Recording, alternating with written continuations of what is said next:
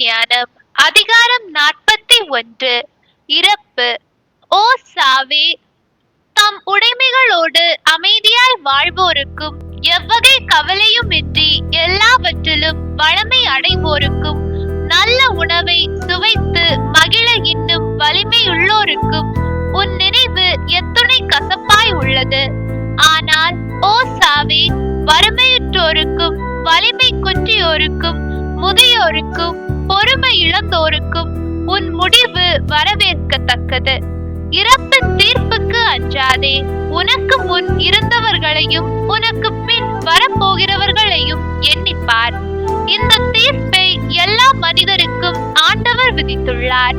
பின்பு ஏன் உன்னத இறைவனின் விருப்பத்தை ஏற்க மறுக்கிறாய்? நீ வாழ்ந்தது 10 ஆண்டா 100 ஆண்டா 1000 ஆண்டா என்பது பற்றி பாதாளத்தில் கேள்வி எழாது. பாவிகளின் வழிமரபினர்.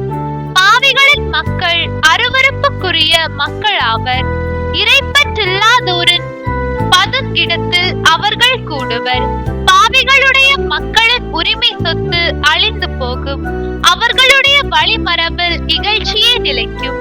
இறைப்பற்றில்லாத தந்தையை பற்றி மக்கள் முறையிடுவார்கள். அவர்கள் அவரால் இகழ்ச்சி அடைவார்கள். இறைப்பற்றில்லாதவர்களே, ஐயோ, உங்களுக்கு கேடு வரும்.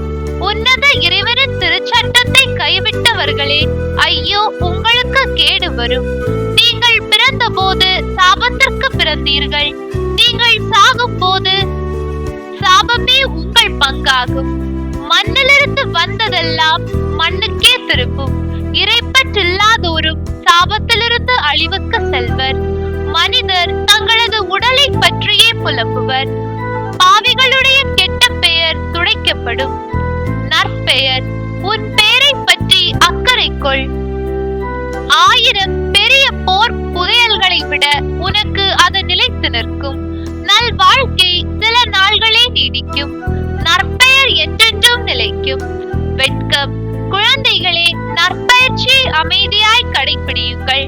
மறக்கப்பட்ட ஞானம், காணப்படாத புதையல், இவை இரண்டாலும் என்ன பயன்? தம் ஞானத்தை மறைக்கும் மனிதரை விட தம் மடமையை மறைக்கும் மானிடர் சிறந்தோர். ஆகவே எந்தெந்த சூழலில் நாணம் காக்க வேண்டும் என உங்களுக்கு கூறுவேன்.